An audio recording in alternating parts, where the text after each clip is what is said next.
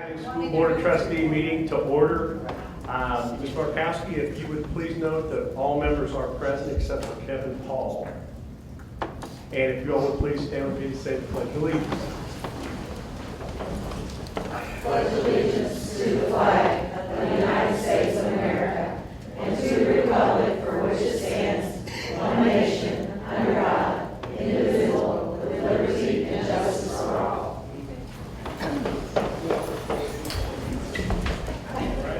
Thank you very much. At this point in time, we have no board salutes. We're going to move along. Board, I'd like to move to approve the agenda as presented. Can I have a second, please? Thank you, Ms. Hutchinson. Any questions, comments? All those in favor say aye. Aye. Opposed or abstaining? The next move would be the approval of the minutes from previous meetings.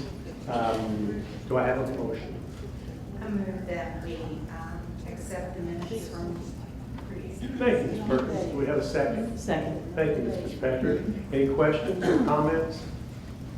All those in favor signify by saying aye. Aye. Opposed or abstaining? Next item on the agenda would be public comments. None of those. And next we will move to Ms. Hubringer and Major Fund Monitoring Reports. We're excited to hear what you have to I say. know you are. I think it was surprised I was 7%. Good, I'm glad. I got some pretty good news tonight anyway, so Cool. it's always a good time. You know, I'm here around news all the time, and it's great to. No, I appreciate it. Good news. On the major fund report, these are the 5 major funds that we're getting ready to get into budget season, which is even more fun for you. Some of the things you'll anticipate will be focusing on your operations fund. Remember that I have been speaking about how I'm very comfortable and used to having our operations fund go into the negative because we will receive our property tax revenue in June and December. So the reason we are building our cash balance is not only because it is a requirement, but we should have enough money to carry us in the first 6 months of every year. So we are working hard at getting there, and I can assure you we will achieve that goal as well. And we'll talk about those goals during budget season. So where those funds actually lie in the education fund, so we will be transferring that as well in June. As you remember, we had the general fund in totality years ago, and the portion of what represents operations of the school district was moved out to its own fund. And it was combined with transportation projects and bus replacement. So there is a portion of money that is received into the education fund that is transferred over.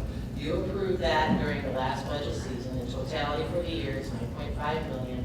And I anticipate transferring between $4 and $5 million, depending if the education fund can handle it. We have lost $700,000 due to a decline in enrollment this year, so I have to kind of keep that in mind.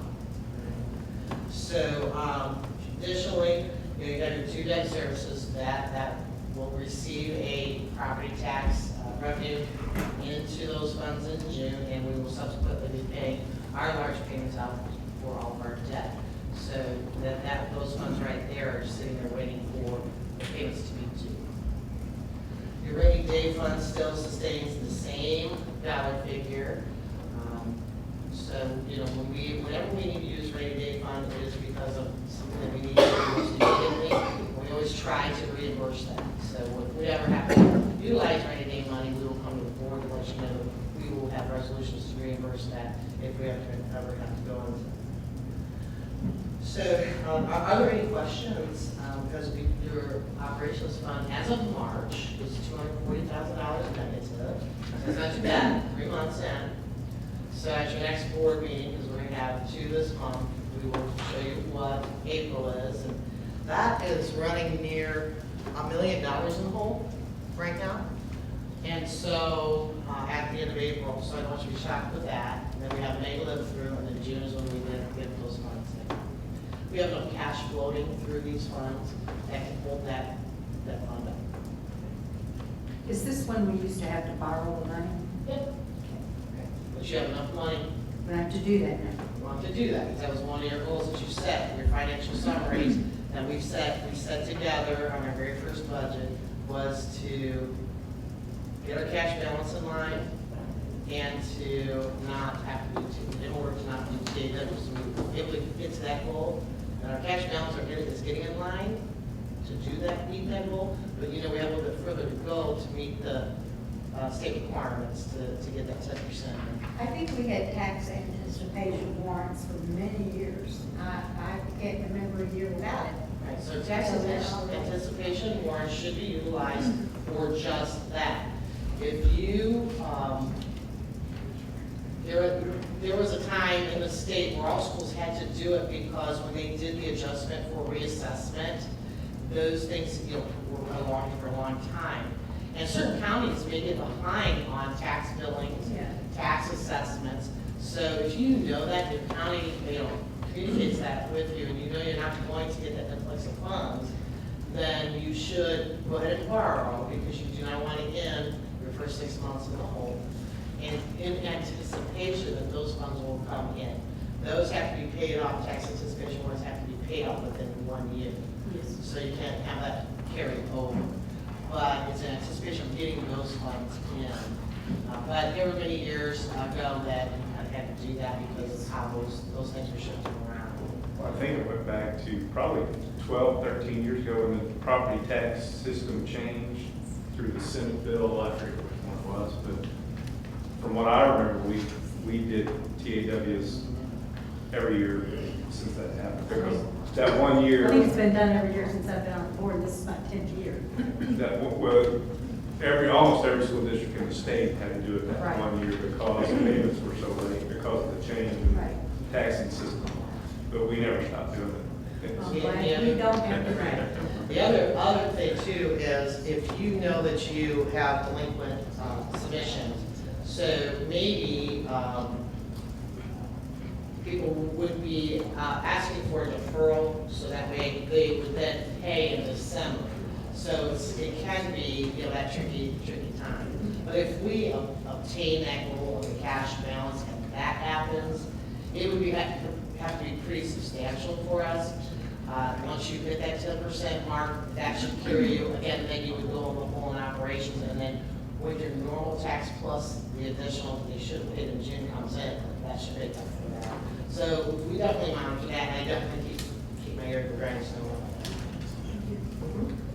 Your next is the Treasurer's Fund Cash Balance Report.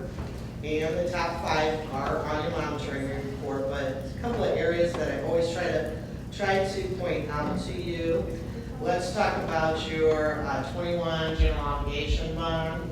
You see that you have $2.3 million. That was a $4 million bond, so we are spending because these are emergency repairs that are coming in that are in the depths of these buildings. All of our buildings are old, and we do come across some very serious things that need to be repaired. So it's from the rooftop to the bottom that we try to hit that, and security items that we want to take care of. We do have some money committed in this fund already, so $2.3 million is not all the money that's available, really. This is what's cash in bank, we have for sure your outstanding. The other I want to point out to you is Fund 0722, which says new elementary.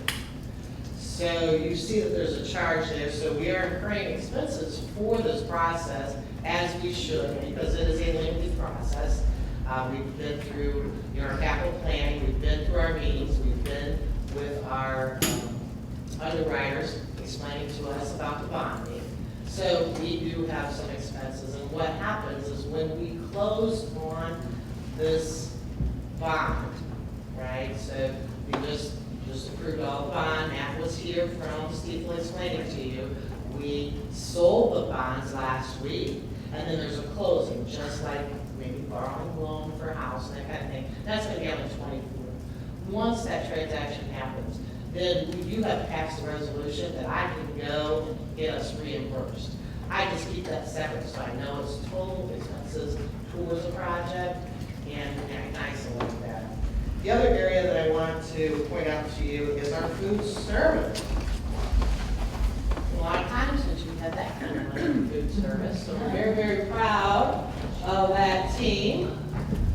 Giovanni is doing emergency repairs on their food service equipment because that is old and there's been some purchases in there. However, once we get that back into the state of art, that fund will then take care of maintenance on those products. So, but we're very proud of that. The first year, the average balance was $600,000 in the hole.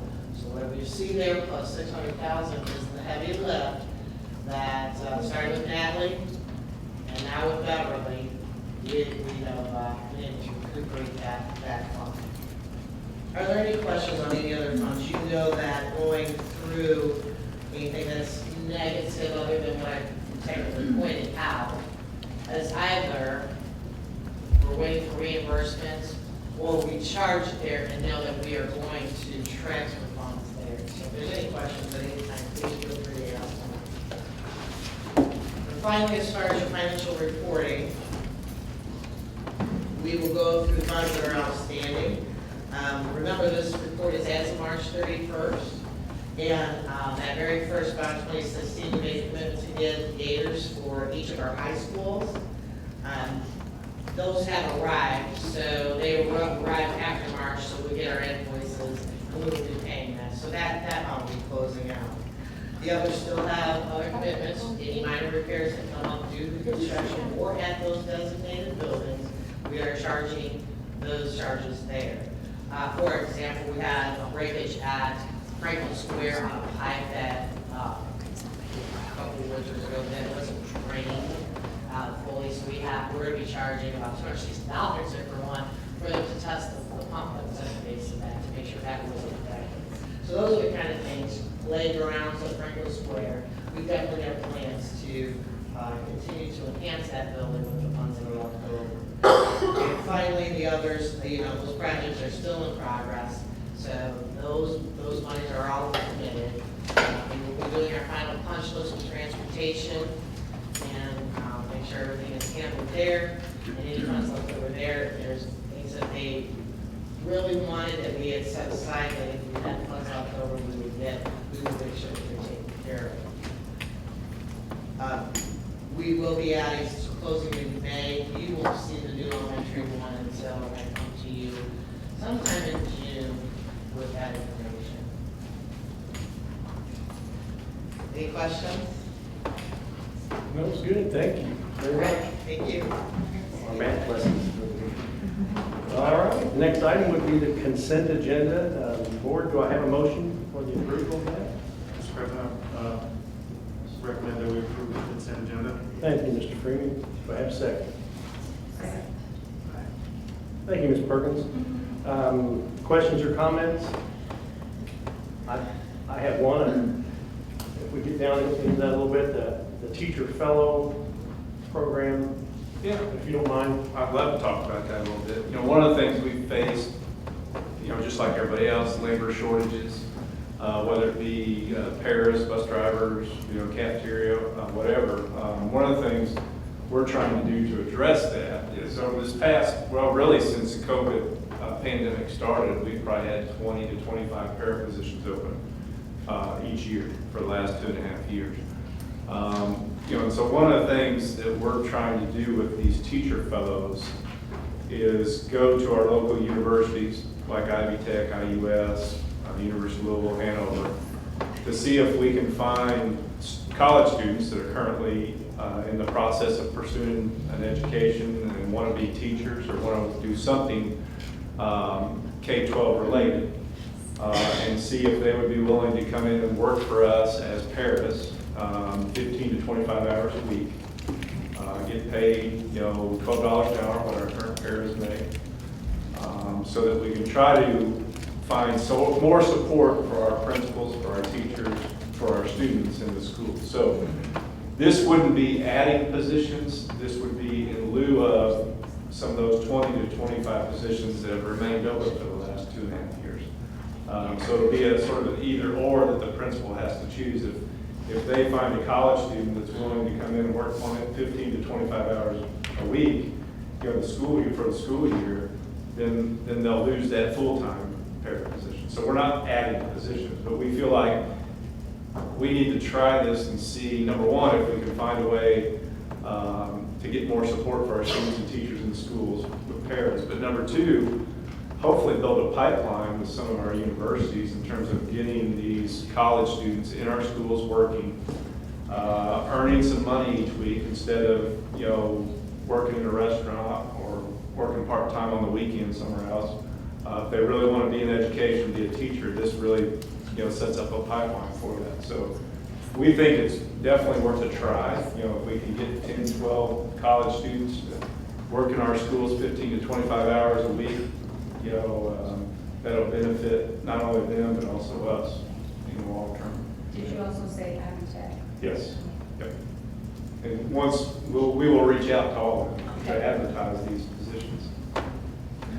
We feel like, I think back when I was in college, I'd much rather do something like this and work in school knowing I want to be a teacher and make a little extra money. Also, while I'm in school and be able to really learn what's going on in a school and get some experience. Well, it's foundational for them too. They can get to know the school system and we can get to know them, so it can really help. It would be great if it works out. So I just wanted you to elaborate on that a little bit. I think that's a really good idea. Any other comments by the other items on the consent agenda? Okay, all those in favor signify by saying aye. Aye. Those opposed, those abstaining. Okey doke. I want to acknowledge Nope. someone in the room that, and congratulate her. As you know, we brought Jeremy Shireman up here to be the Director of Facilities, which opened up the principal position at Jonathan Jennings Elementary. And I want to congratulate Amy Doherty for being named the principal.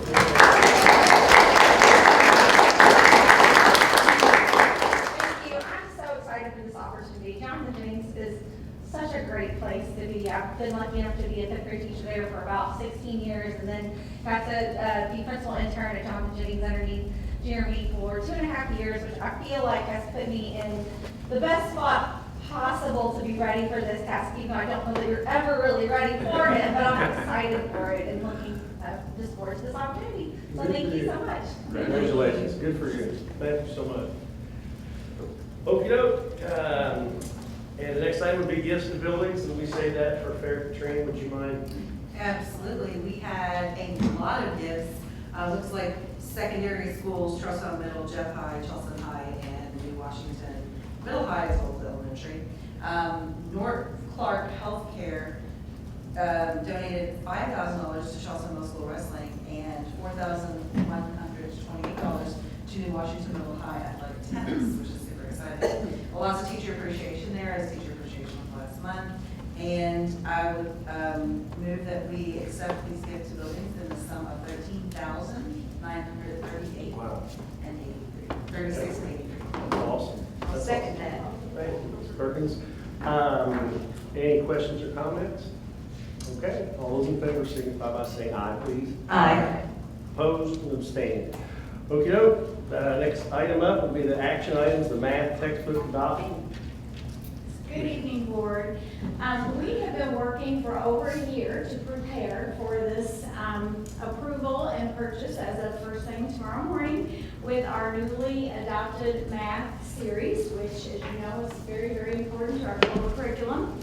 And members of our corporation math curricula or math committee worked collaboratively with Ms. Combs, our district math coach, as well as our department chairs, classroom teachers, and parents who have provided guidance to the selection of these resources.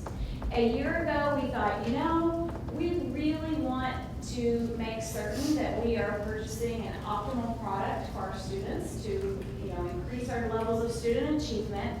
So we put together a plan for 36 of our Greater Clark teachers to pilot 4 different math series in grades K through 8 during the school year. At the high school level, we worked with our department chairs and they worked with their respective departments to select the books that they voted upon. As we approached the adoption, slide presentations were created and sent to all schools that were developed by our pilot teachers to summarize all of the pros and cons of each publisher, as well as the correlation with the Keep Indiana Learning textbook rating document. So they firsthand, it came from our teachers, what they felt like was very positive and things that also that they felt like might need to be strengthened. They put together this work. We asked all of our principals to share that with their corporation discussion committees, beginning in February. So in the adoption process, each teacher was asked to select a first and second choice at the building level, and then there was a winner determined from those votes.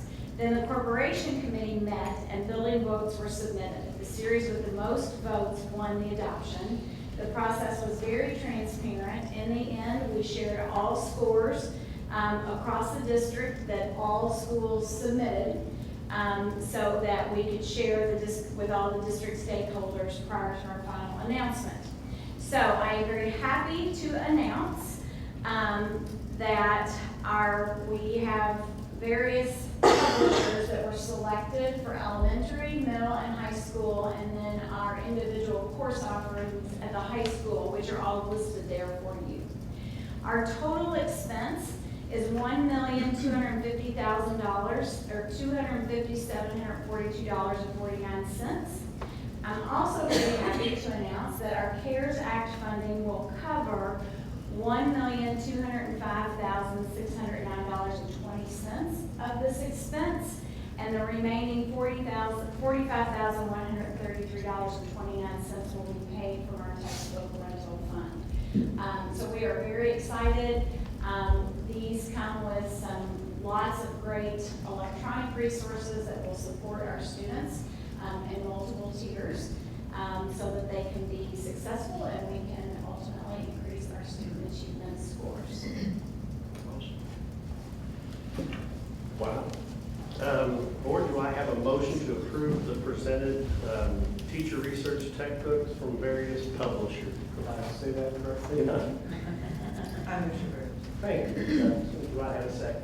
Second. Thank you, Mr. Freeman. Any questions or comments? Are these the ones that the kids can access online from Power School? Yes, yes. I'm glad you brought that up. Yeah. We plan, first thing tomorrow morning, I've got all the quotes ready, we're gonna order them, we're going to request that our teacher materials arrive before this school year is out. We've already talked with our reps about that, and then our student materials will arrive on July the 12th. We already have training set up on July 22nd, so that we can, they'll have their materials throughout the summer, have an opportunity to peruse them and get familiar and have lots of questions We ready. work for free over the summer because that's what teachers do. Yeah, you crazy ones to do, and I was one of those. So we're very excited, but yes, they will have lots of online resources and online textbooks that they'll have access to, and then we get also like a set of classroom books. I mean, elementary is a little bit different, but they also have online materials. But I'm glad you brought that up. My comment was going to be that a lot of times parents believe, well, everything's online, why do we still have to pay so much in book fees? textbook We still have to, when you buy an ebook, As you can see, sometimes they're more expensive. the textbook cost has not gone down over the years just because it's gone online. I mean, as you can see, $1.2 million. Because some people don't understand, like, if you go to a library to check out an ebook and they're like, oh, sorry, all 5 copies, people are like, it's electronic, like, how can you have a limited number of copies? But that's copyright, that's still how it works. Just because it's electronic doesn't mean it's unlimited and free. Now, I will put my constant plug in for this, is that Indiana is one of 8 states in the United States that charges parents textbook rental fees. There's 42 other states that don't charge their parents anything as far as textbook rental, and that's something that our state needs to take care of, I believe. Yeah. But we all need to talk to our legislators on that, Yeah. and governors. And we are slated, these will be in use from this year until 2028. Okay. Dr. Cartledge, Yes. I know we approved the fee structure later, Yes. but any idea about what will happen to the fees for math with this new adoption? I'll be honest with you, I do not know that yet. Okay. We haven't gotten that far. All right. So, as soon as we get them all ordered, then I usually work with Mrs. Bauer on that and try to crunch the numbers and see where that leaves us. But But we are thrilled that we have our CARES money to utilize for this purchase and helps us get ahead because next year's science. So it's never cheap, that's for sure. No. Well, there's certain books you can't use for 6 years, like history books, like, can you use a history book for 6 years? You adopt it for 6? It is adopted for 6 years, but in some districts, like, you don't, with elementary, there's not, a lot of the Indiana code that was connected to textbooks has been lifted. So you don't even have to follow a 6-year cycle. And there's been years that we've extended a year or two if there was gonna be a change in standards because the publishers hadn't really aligned with the new books yet, so we held off and kept using, and so we did that with the English language arts and waited a year, and so. Being a former math teacher, we all know that the book is not the curriculum. We have a curriculum, the book is a tool, and it's certainly an important tool, but it is just a tool, It's a resource. especially a resource, yes. It used to be the curriculum math back in the day. Back in the day. All right, all those in favor of the approval of the adopted math textbooks, please signify by saying aye. Aye. Those opposed and those abstained. Okey-doke. Thank you very much, Dr. Harledge. The next would be the renewal of preventive maintenance agreement with Vanco. Good to see you again. Great to see you. Okay. Before you, included in your packet, is a renewal for the preventative maintenance for our food service equipment. Vanco is the preferred company that we partnered with to handle that. They handle our hot and cold equipment. On the cold equipment, though, I do want to point out that that is the pass-throughs and those things of that nature. Perfection already has in their contract for the larger equipment, such as the walk-ins, the ice machines, and those kind of things. They do this semi-annual inspection every July and January of every year. Also, by engaging with this type of preventative maintenance, we do get special primary pricing for this service. So I recommend the Board of Trustees approve the preventative maintenance agreement with Vanco for our cafeteria equipment, and I think it advance your consideration. Board, do I have a motion to approve the renewal with Vanco? Mr. President, I move that we approve the renewal of preventive maintenance. Thank you, Perkins. We have a second. Second. So you just really gotta jump in there. Thank you, Ms. Fitzpatrick. Any questions or comments about that? Okay, all those in favor signify by saying aye. Aye. Opposed? Abstained. Okey-doke, next item, be obsolete equipment, JHS wrestling mats. Yes, Mr. President. Principal Hall has requested that the board obsolete the current wrestling mat so that way they can be sold on behalf of the Jeff High Wrestling team. The proceeds from that sale will be received back into the ECA funds for wrestling to purchase the mats. I do want to take one moment to say that the boosters will be buying the majority of the mats, but the additionals that they need, the wrestling team is going to purchase, and we want to make sure that team gets that funds to help them buy it. So that is the purpose of this function tonight, and so I recommend that the Board of Trustees approve the request from the Jeff High Principal, Mrs. Hall, to sell old wrestling mats, receive the funds to offset the purchase of new wrestling mats, and I thank you in advance for consideration. Okey-doke. Board, do I have a motion to approve the request from Ms. Hall regarding selling the obsolete wrestling mats? I'm a weaver, sorry. Thank you, Ms. Heskins. Thank you, Mr. Jones. Any questions or comments about that? I have a question. Okay. Will these be auctioned or will they just be? She's looking to do the reverse auction that's online where they've had a lot of interest in that already. And so they've already had someone who bid in to buy them as much very, very generously for these kids. So we wanted to at least give her that opportunity to get that for them. The reason I call it reversal action is because they're getting back to us, we're not saying, okay, they're worth, $25, somebody just gives us $25, you know what I mean? So Sure. People just take a bid on that back, just add it to us. All right.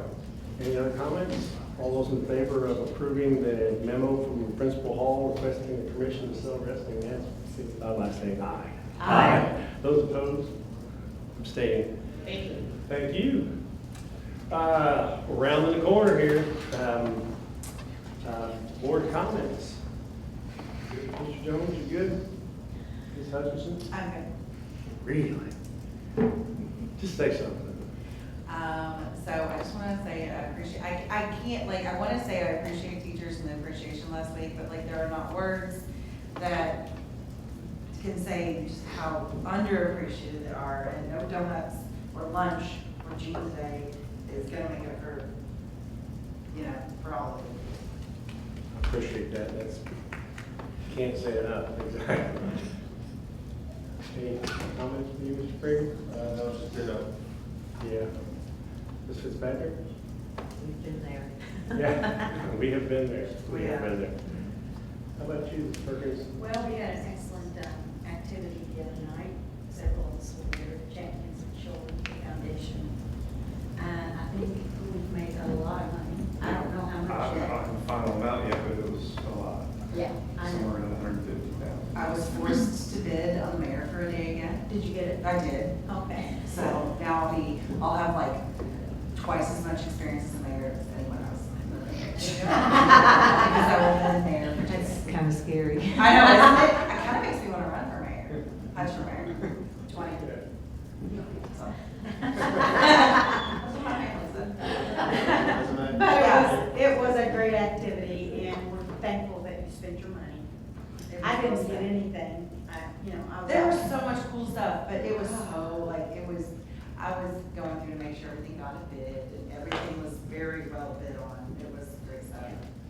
The Champions for Children is our annual, we celebrate our employees, the different groups. And we have a dinner at Huber's, and lots and lots of accolades. And then we have this incredible auction, and each year it's better and better and better and better and better.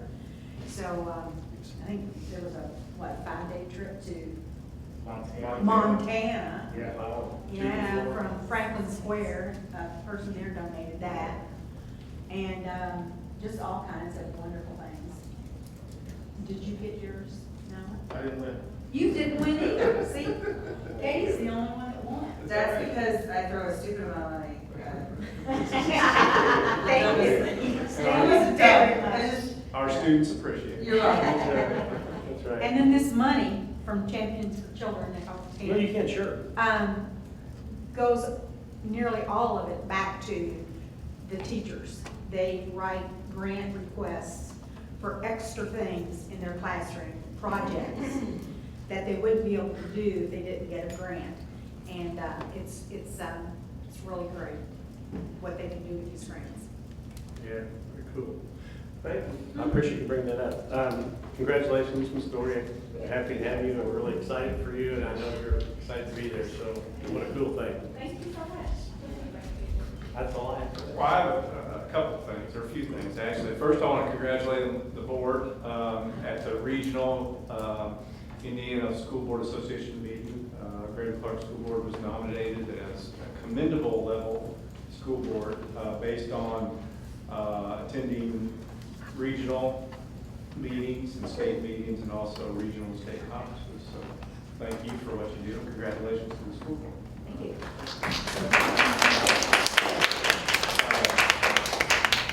A couple other items I wanted to talk about just real quick. Transportation, we actually had a good few weeks covering routes and getting kids to school, and no cancellation of routes. We hope that the next 2.5 weeks go just as well. We do still have a few drivers on medical leaves. We feel like we're working on some plans that we're putting in place for next year.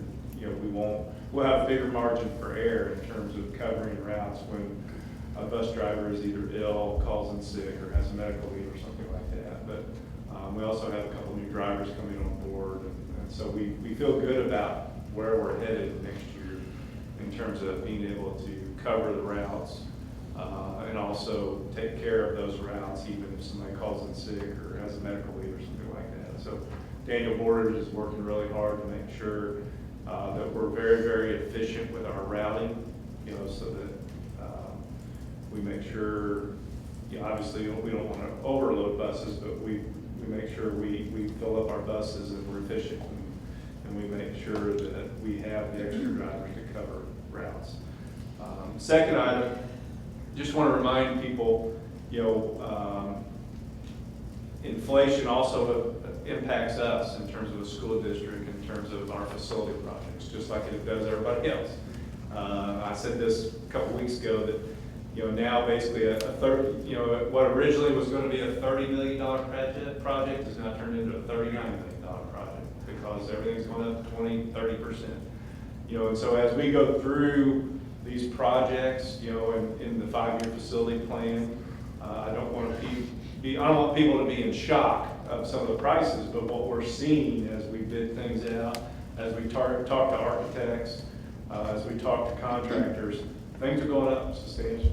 I mean, there are substantial increases on what schools are trying to do throughout the state, whether it be add classrooms, build new schools, or whatever. So we have to be prepared for that, as we move forward with the facility plan. And the other thing I wanted to mention, we know that everybody got their property tax bills probably in the last couple of weeks. And a lot of times, the first person when their bill goes up that people want to blame is the school district. Well, my taxes went up, it's the school district's fault. Well, I can assure you it was not our fault. We kept the tax rate at $1.10, which we committed to and promised. Over the last 3 years, we've kept it at $1.10. And as we go through our facility plan, our commitment is to keep the tax rate at $1.10. I just want to remind people of that commitment to keep the school tax rate at $1.10, but also understand the school district has no control over assessed value and whether or not the assessed value of your home or property goes up. That's the county. And also a state formula that's used that the county has to use to then take, look at your assessed value and give it a figure. So just a gentle reminder that, we're committed to keeping the tax rate at $1.10 while we do these projects. We don't want to raise the tax rate on anybody. But if your bill did go up, you need to look at your assessed value, not the school tax rate. Because sometimes people are quick to blame us for some reason, that it's all our fault that the tax rate went up. It wasn't this past year, I can just tell you. All right. Is that all you have? That's it. Anything else? Is one of the ways we're gonna help transportation is requiring each board member to get a CDL? I believe so. You do not want me driving a bus. If you look at my traffic record. Except Katie. You have speeding tickets and we can't get you that CDL. That is an understatement. Ms. Markowski, anything? Okay, board, this is the moment we've all waited for. I move the So first, could I have a second? Second. Thank you very much. All those in favor signify by saying aye. Aye. Opposed? Okey-doke. We're out.